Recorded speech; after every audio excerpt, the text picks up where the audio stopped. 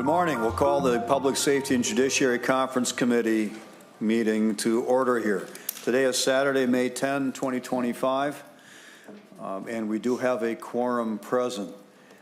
Since our last meeting, members have been gathering information, answering questions, working through language in the side-by-side so that we are in a position to perhaps make some additional decisions here today. We'll have some motions, some discussion, descriptions of what we're doing. If there's anyone that feels compelled to participate or to say something, please let us know. We have a number of people gathered in the audience to answer questions as well if members of the conference committee have any questions that we'd like answered. So with that, staff has prepared for us some suggestions for how we proceed today regarding individual proposals. And so I'll be turning to individual members of the conference committee for proposed motions. We'll have an opportunity to consider them. We have all of our side-by-sides available for review of the language as well. So that'll be our task today along the way. Anyone who wants to jump in with any questions or comments, just signal so I can identify you. A lot of people up here at the table today, so I'll need your help seeing who wants to speak. We're going to start with Senator Umu Verbetten for a motion. Senator Umu Verbetten. Thank you, Mr. Chair. I move adoption of Article 2, R29, Senate language lines 31.1 to 31.16. And this is just an extension of the amount of time that the funding for the Ramsey County Youth Home Extension is available. This was something that was passed in 23. Really important step to make sure that can move from institutional confinement to more, therapeutic, community-based residences for young people who have these complex behavioral health needs. I did just want to give everyone a quick update on the things that have happened. In the fall of 23, there was an assembled legislative action team of subject matter experts to chart a path towards that successful implementation. And then in 24, the county began a series of targeted community engagement sessions, listening to youth, families, frontline practitioners on some of the unmet needs and how to best meet them. And then the RFP development started, and they have worked on solicitation. One of the barriers is just including, the licensing that can take up to 8 months through DHS, and finding a new vendor for this new model that they're pursuing. So that's the need for the extension, and happy to answer any questions. Any members of the conference committee have any questions or discussion regarding the proposed motion? I don't see anyone in the audience waving their arms to try to come up to the table to testify in connection with it either. If there is someone who has something they think should be part of the discussion, just wave and we'll give you a space to do that. All right, I'm not seeing any discussion. Senator Umu Verbetten moves adoption of Article 2, R29 Senate language, lines 31.1 to 31.16. All those in favor say aye. Aye. Opposed? The motion prevails. I understand a House conferee is intending to move the Grand Portage extension. That would be me, Mr. Chair. Chair Mulder.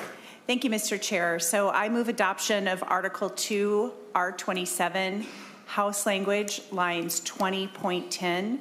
This is an extension of funding that was given to Grand Portage in 2023 for the purchase of equipment and to fund a position for Coast Guard services off the North Shore of Lake Superior. It's our understanding that the acquiring of the boat that they needed to acquire was delayed, and so similar to the provision that we just adopted, this would just extend the time for them to be able to enact those changes that we made in 2023. Do any members of the committee have any questions or discussion regarding this proposal? Anyone in the audience? Not seeing any further discussions or proposal. Chair Moeller's motion to adopt Article 2, R27, House language lines 20 20.10 to 20.17. All those in favor say aye. Aye. Opposed? Motion prevails. Senator Seeberger, do you have a motion? Thank you, Mr. Chair.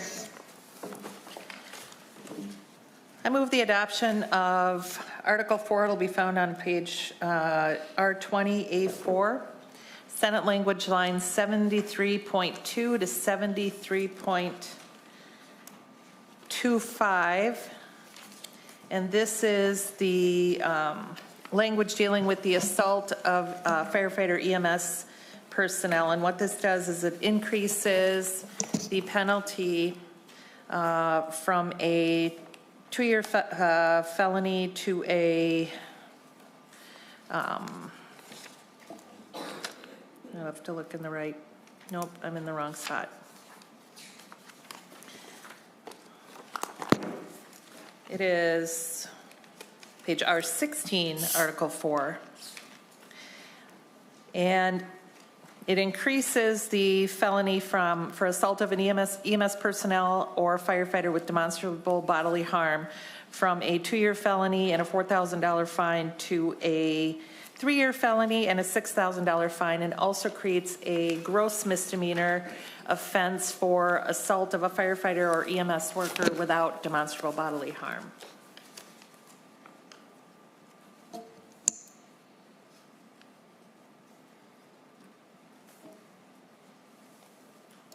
Do any members of the conference committee have any questions or discussion relating to this proposal?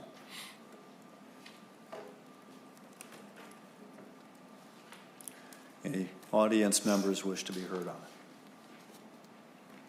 it? Not seeing any further discussion on the matter. Senator Seeberger's motion to adopt Article 4, Senate language, lines 73.8 to 73.25.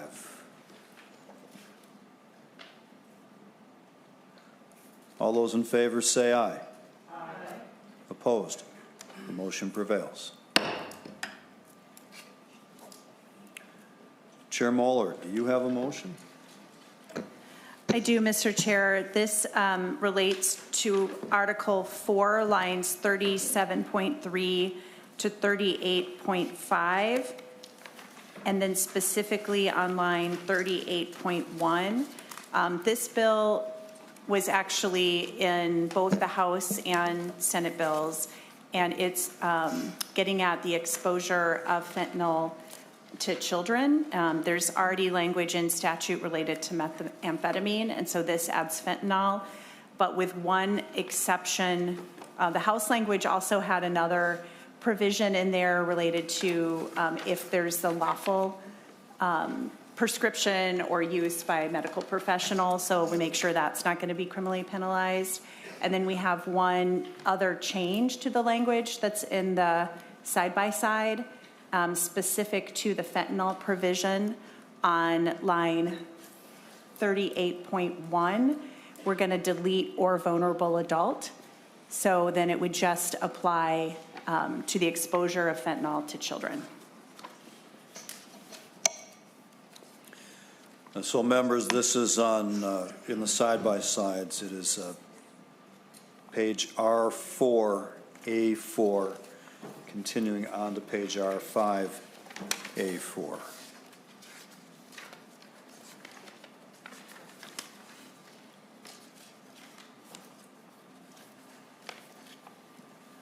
Is there any discussion or questions from members of the conference committee? Anyone in the audience wish to be heard? So Chair Moeller moves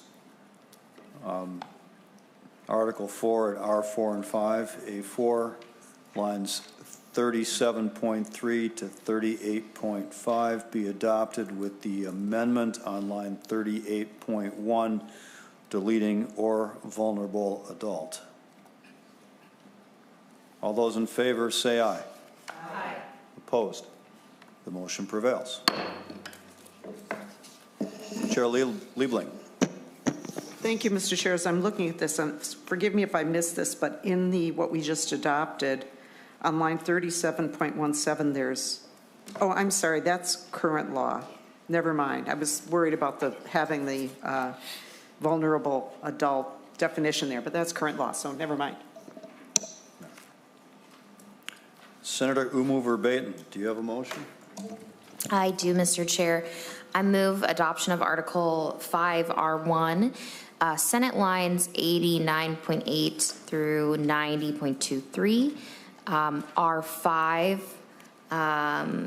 through 10, lines 93.22 to 100.29, R13, lines 102.13 to 103.13, with an amendment to strike material. And I'll just describe this briefly. So there were some dated references in our statutes that describe sexual violence against children as pornographic work, which is really not an accurate way to describe the type of abuse that's happening. Now law enforcement, victim support, advocacy, medical providers, all those folks commonly reference these materials as children's sexual abuse material.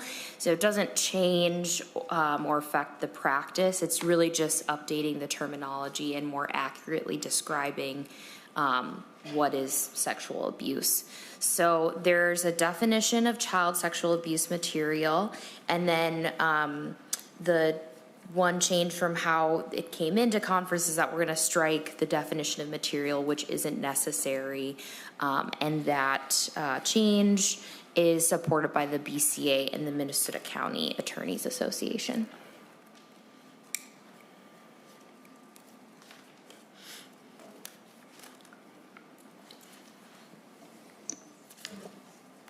Do any members of the committee have any questions or any discussion about the motion? Mr. Chair. Chair Moeller. Thank you. And just for reference, that material definition is line 96.10, I believe. And maybe you said that. I just want to make sure people are following. Thank you.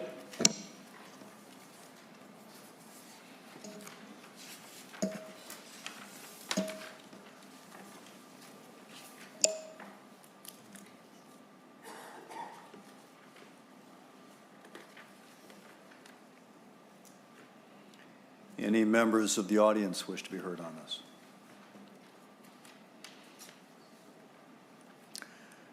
So Senator Umu Verbatim moves adoption of Article 5, R1, Senate lines 89.8 to 90.23, on page R5 to 10, lines 93.22 to 100.29, on line R13, or on page R13, lines 102.13 to 103.13, and on page R7A5, line 96.10, which is the definition of material, delete that line. Seeing no further discussion, all those in favor say aye. Aye. Opposed? Motion prevails.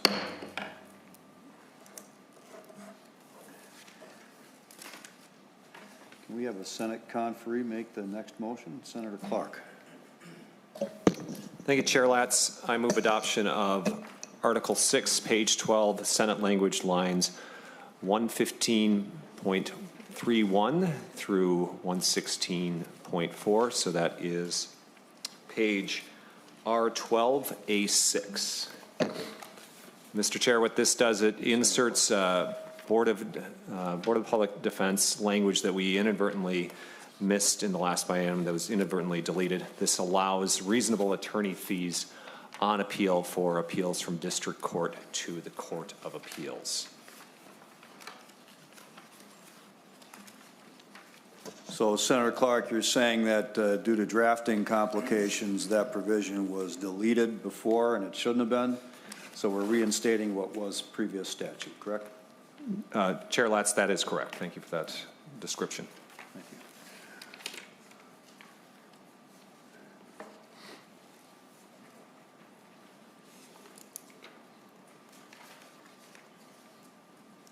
you. Is there any discussion from members of the committee or any questions? Chair Moeller.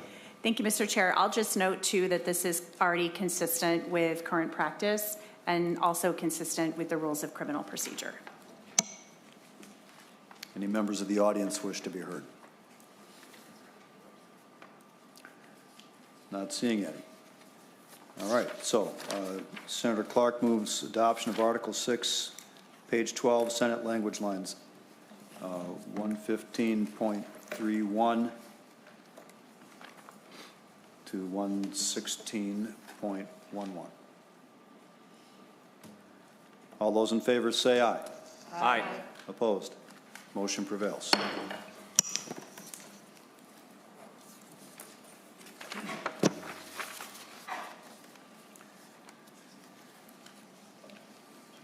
Is there a House conferee that wishes to make the next motion? Yes, Mr. Chair. Chair Scott. Thank you, Mr. Chair. Yes, I move adoption of Article 11, R1, House language on line 82.26 through 84.17. And this is clarifying a data practices request procedure in the House. It was brought by Representative Green, who is a new member, and she dug right in and worked with a lot of stakeholders to arrive at some really workable language on the data request procedures. And I believe the Senate author is Senator Mann.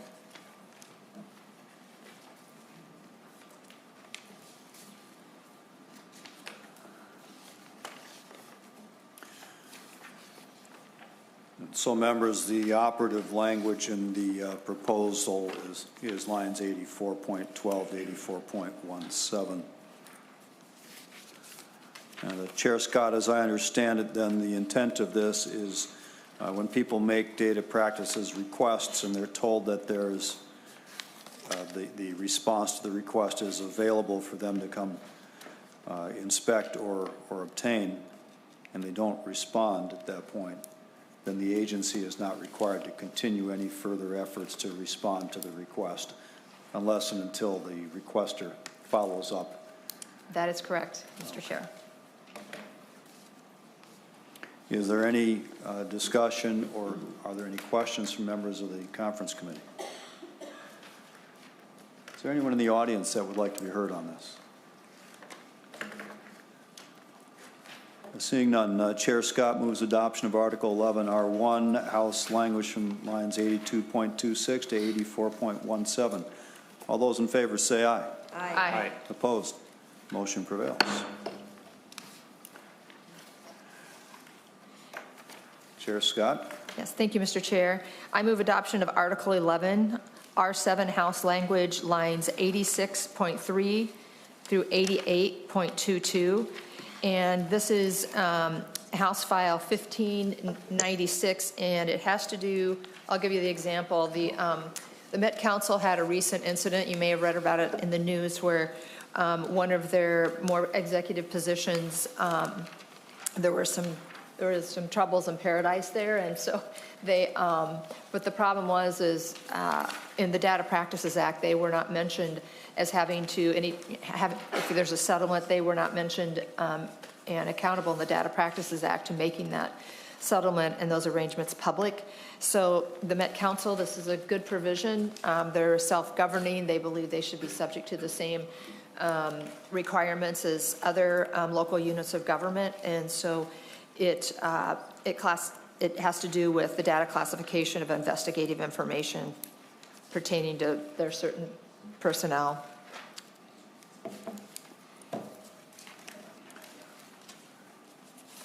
Is there any discussion or are there any questions from members of the conference committee relating to this?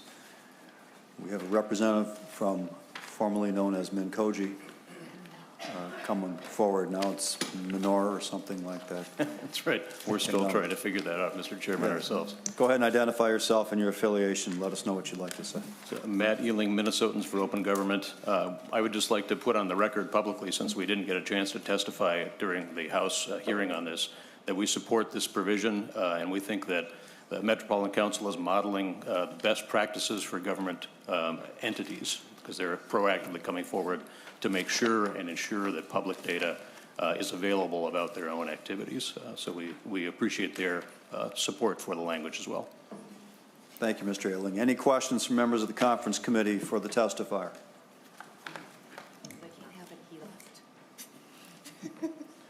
Senator Westland, don't go too far there, Mr. Ailing. No, it's not a question. Oh, okay. Senator Westland. Thank you, Chair Latz. I did want to just flag that this very same provision is also being heard in the state government conference committee, so whoever needs to know that, since we're adopting it, I assume we don't want to adopt it in both places. Well, if they are identical, what'll happen is whichever one gets adopted. Got it.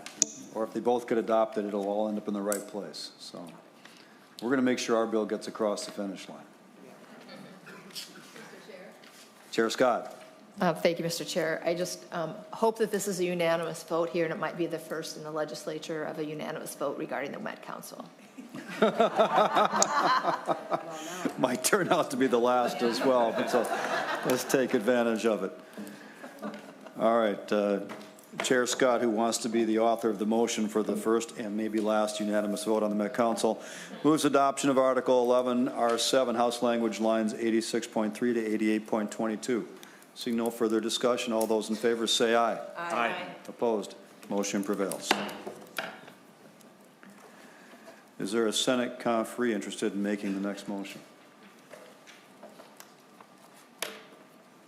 Senator Clark. Thank you, Chair Latz. Chair Latz, I move adoption of Article 13 of the Senate language. So this a few different spots within Article 13 to specify. R1, Section 1 at line 195.24. R8, Sections 8 and 9. R9, Section 10. R10, Sections 11, 12, and 13. And then R32, Section 23. So that starts on page R1, A13. This is Senator Mann's Senate File 1409 Marriage Records Modification, and in the House, Representative Hansen. The overview is this modernizes and updates county registrar forms, and this is really policy language only. What this really does is it removes the requirement, Mr. Chair, that local register reports provide specific personal information relating to marriage certificates to the state registrar. Instead, the local registrar must report only the number of certificates of marriage registered in a format and with the frequency determined by the state registrar.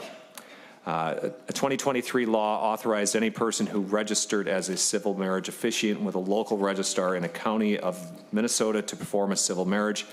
The new language removes all other individuals who are currently authorized to perform civil marriages, including judges and licensed or ordained ministers of any religious denominations. I have a few more descriptive pieces in this as well, if you'd like them, Mr. Chair. Please go ahead. Okay. Mr. Chair, additionally, this no longer requires parties applying for a marriage license to provide the sex of each party, but does require the parties to provide their dates of birth, and clarifies that a party who was previously married is only required to provide their name from their most recent marriage. And a 2020 law also temporarily permitted local registrars to examine parties upon oath remotely or accept verified statements and accept civil marriage license applications by mail, facsimile, or electronic filing. This section codifies that prior practice permanently And this section also removes an authorization to pay a reduced civil marriage license fee upon completion of premarital education. Finally, this permits a person to request an amendment of error in a marriage record directly with the local registrar by providing an affidavit and supporting documentation. Thank you, Senator Clark. Any members of the conference committee have any discussion? Anyone in the audience wish to be heard? So Senator Clark moves adoption of Article 13, page R1, Section 1 at line 195.24, page R8, Sections 8 and 9, page R9, Section 10, page R10, Sections 11, 12, and 13, and page R32, Section 23. All those in favor say aye. Aye. Opposed? Motion prevails.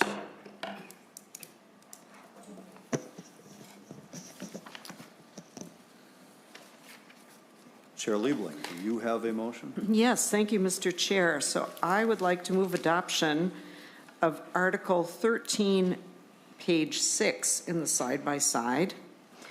And this is house-only language. It's on lines 24.15 to 25.2. And this is some language requiring reporting by the guardian ad litem.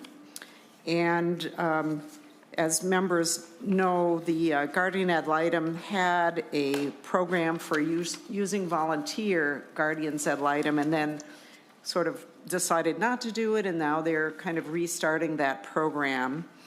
And there's also a funding request, which we'll get to when we do the budget piece. However, we thought it would be useful to have some reporting from them that that categorized by either volunteer or by professional staff, so that members and the public could get a better sense of what's going on there with regard to the volunteer program as it goes forward.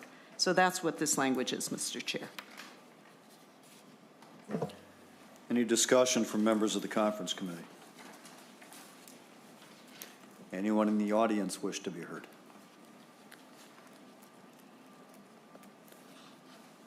Chair Liebling moves adoption of Article 13, page 6, House language lines 24.15 to 25.2. All those in favor say aye. Aye. Opposed? Motion prevails. Chair Liebling, do you have another motion? Yes, I do, Mr. Chair. Thank you. So this would be moving adoption of Article 13, R20. Starting on R20, this was a bill from the Competency Attainment Board. This was their policy bill, and it covers lines 30.19 to 36.27. I think it was introduced rather late in the session, and I think the Senate also maybe had the language somewhere, but this is the board's language, and what they're doing here is clarifying, first of all, the role that the forensic navigators play. They don't want to be supervising the folks that they're working with. They're just going to have a monitoring function, not a supervising function. So they're not probation officers, and they wanted to be distinguished in that way. So that's mainly what this does. The other piece is a reporting piece that currently the law requires reporting by the board, and actually the data is collected by the judicial branch. And so what the bill is doing is relieving the board of that reporting because it's already being collected and reported elsewhere. So that is the Competency Attainment Board's policy bill. And Chair Liebling, I understand it also strikes the provision for contracting with forensic navigators, right? I think the board determined that the amount of resources that it takes to train in navigators, they just would rather have everyone be employed by the board rather than contracted. So I'm looking at line 36.5. I'm sorry, Mr. Chair? 36.5. 36.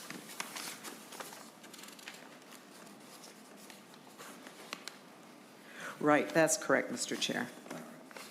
Thank you. Any further discussion or questions from members of the conference committee?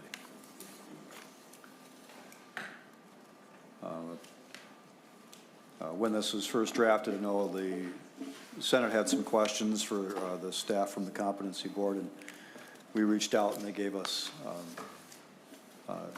clarifying answers, so we appreciate that. Any members of the audience wish to be heard on this?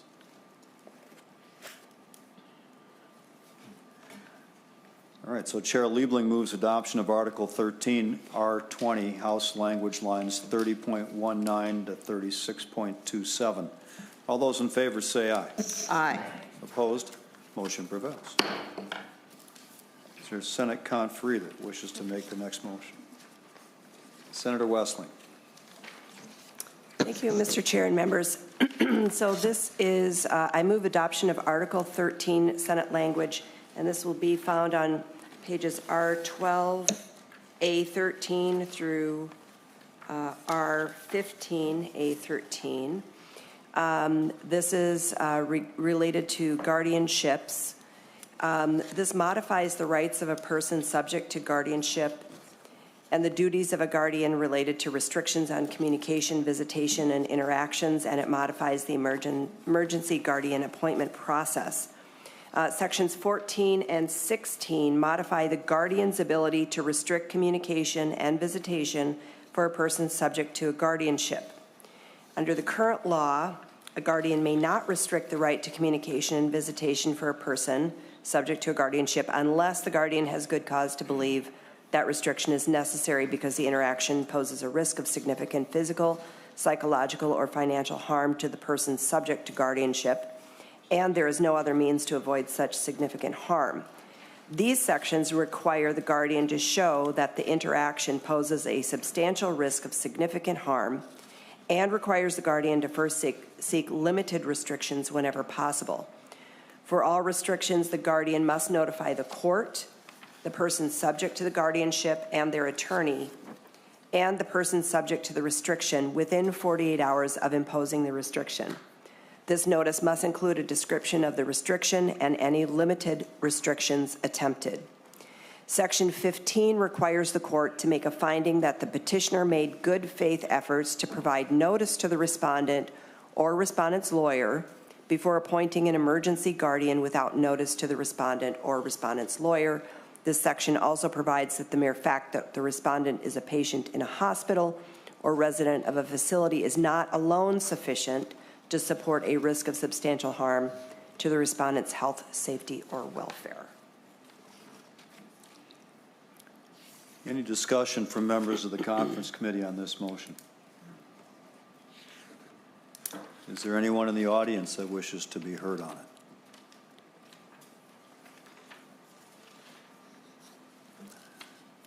All right, Senator Westland moves adoption of Article 13, Senate language on R12, Section 14, R14, Section 15, and R15, Section 16. All those in favor say aye. Aye. Opposed? Motion prevails.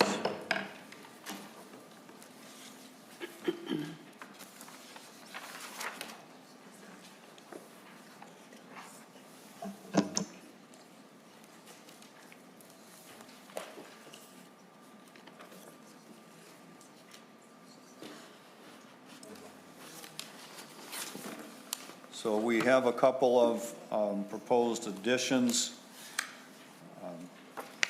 to incorporate some House files into the conference committee report. They're not in the side-by-sides. The first one we'll take a look at is House File 963. Is there a House conferee that wishes to make the motion? That would be me, Chair. Chair Novotny. Novotny moves to adopt an amendment adding the language of House File 963, the first engrossment. This language allows the Department of Corrections to revoke earned incentive release credits if the inmate violates the rules, with the addition of allowing the DOC to not place an offender on supervision abatement status if it is in the interest of public safety. This addition was recommended by the DOC and a codification of current DOC policy. So Chair Novotny, we've seen the language from House File 963. So a rule violation or certainly committing a new crime while the inmate is going through this process.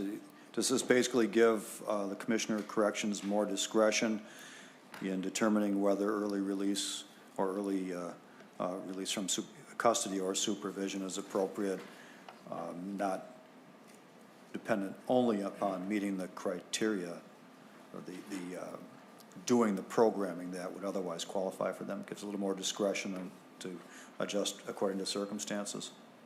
Senator Latz, my understanding of this is that this is current policy that they're currently doing, and they're believe that they have the latitude under current statutes, and that they're just adding for this clarification of their current policies. Gotcha. Thank you. Any discussion from members of the conference committee? Anyone in the audience wish to be heard? I know the Department of Corrections is present to answer questions if we have any. Not seeing any discussion. So Chair Novotny moves that the language from House File 963 be incorporated into the conference committee report. All those in favor say aye. Aye. Opposed? Motion prevails. Is there a House conferee that would like to address House File 1744's language? That would also be me, Chair Latz. Chair Novotny. Novotny moves to amend Senate language on the exception on the use of mobile tracking devices on fleeing motor vehicles on R12A5, lines 102.5 to 102.12, with the House language of House File 1744, first engrossment, tracking devices allowed on fleeing vehicles and stolen vehicles that are unoccupied but not on private property. They also must remove the device or get a search warrant within 12 hours, and there are additional reporting requirements. So, Chair Latz, the Senate heard all three bills that were in regards to mobile tracking, and this is agreements that have been worked out with the different stakeholders and the ACLU. All right. So members, on R12A5, there's a very short language that's on the Senate side. There is no House language specifically because of the status of House File 1744, so it wasn't formally incorporated into the side-by-sides. But the language, as Chair Novotny indicated, was a product of a lot of discussion among a variety of stakeholders. That's correct. It's currently on the General Register. Okay. Is there any discussion from members of the conference committee?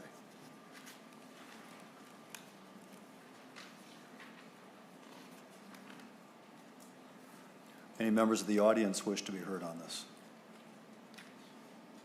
I'm not seeing anyone come forward.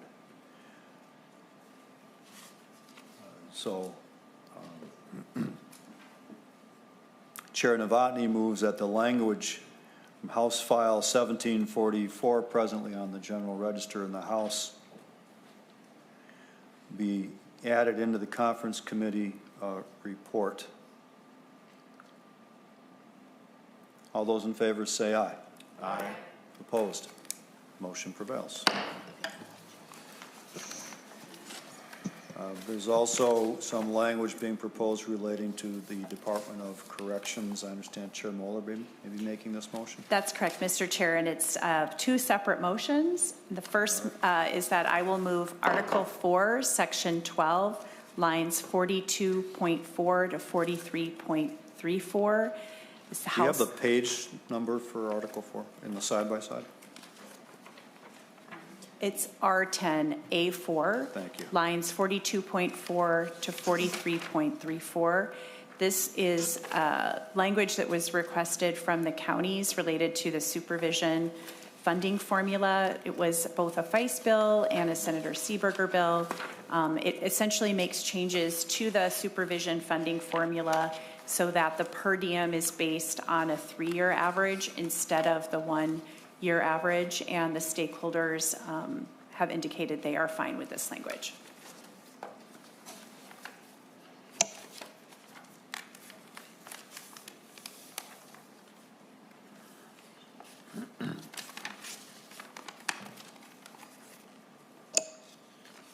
Is there any discussion from members of the conference committee on Chair Moeller's motion? Anyone in the audience wish to be heard?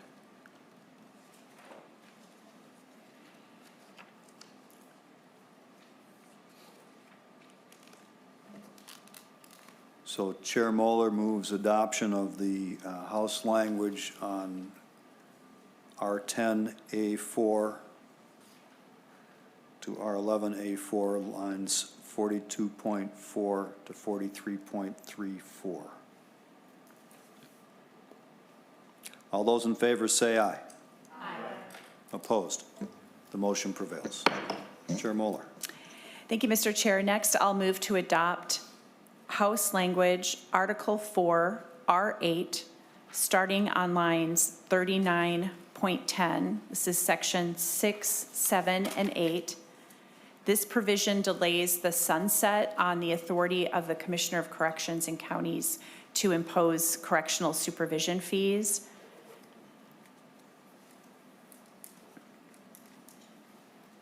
Which was already delayed, but we are asking for further delay for that. Chair Moeller, what would be the impact of this proposed change?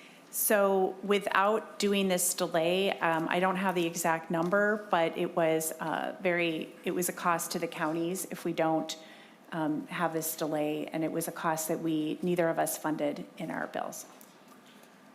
So my understanding is that there was a House proposal to delete the repeal of those fees altogether, and they were set to expire altogether imminently, or I guess August 1 of 2027. And so House members, the original author of that proposal and the author of a new proposal, got together, addressed it with stakeholders as well, and have come up with this compromise proposal to simply extend the sunset date for those fees. Is that correct? That's correct. That's a great summary, Mr. Chair.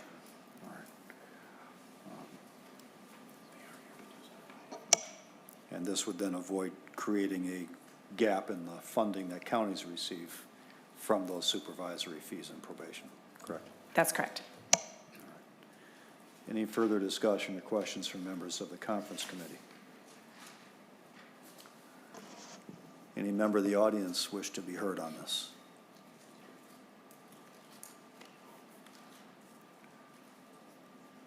All right, Chair Moeller moves to adopt the House language on R8A4 to R9A4, lines 39.10 to 40.23. All those in favor say aye. Aye. Opposed? Motion prevails.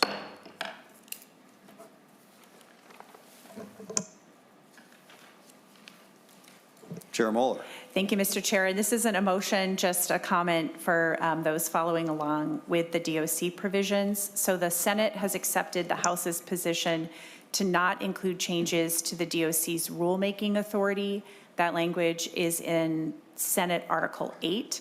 And based on that agreement, along with the policy provisions that we've adopted earlier this week, it's my understanding that that will wrap up Article 8 of the Senate bill and Article 5 of the House bill.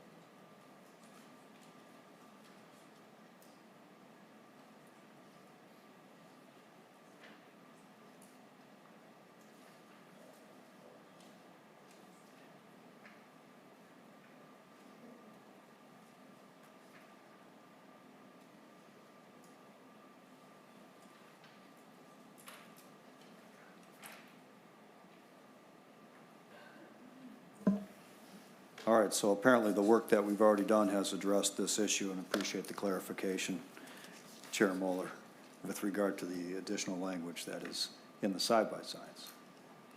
No need to take any further action to implement that.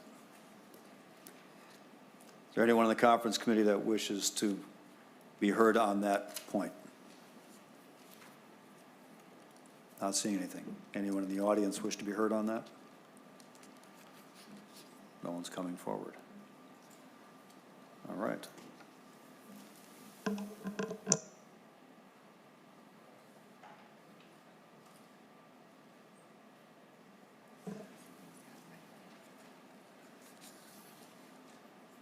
I understand that at this point, there is nothing further that is ready for any formal action by this conference committee. I know that there are some questions that have arisen with regard to other proposals in the side-by-side. It's anticipated that we'll take some testimony and have some further discussion on Monday when the House has the gavel. Is there any member of the audience that wanted to say anything before we wrap up today's conference committee? We have a time for Monday is? All right, so the House will have the gavel on Monday. I understand we have the room at 1 p.m., but as schedules are fluid right now, is that the call of the chair? And I don't know which chair it's going to be either. Chair Moeller? Yeah, thank you, Mr. Chair. It will definitely be at the call of the chair on Monday. Okay. So Chair Moeller will call all of us on Monday and let us know when we'll be meeting on Monday sometime, hopefully while we still have a room available to us. And those who the House is requesting some testimony from will be notified to be on standby. All right. I don't see that we have anything further productive that we can accomplish here in the conference committee today, so we are adjourned.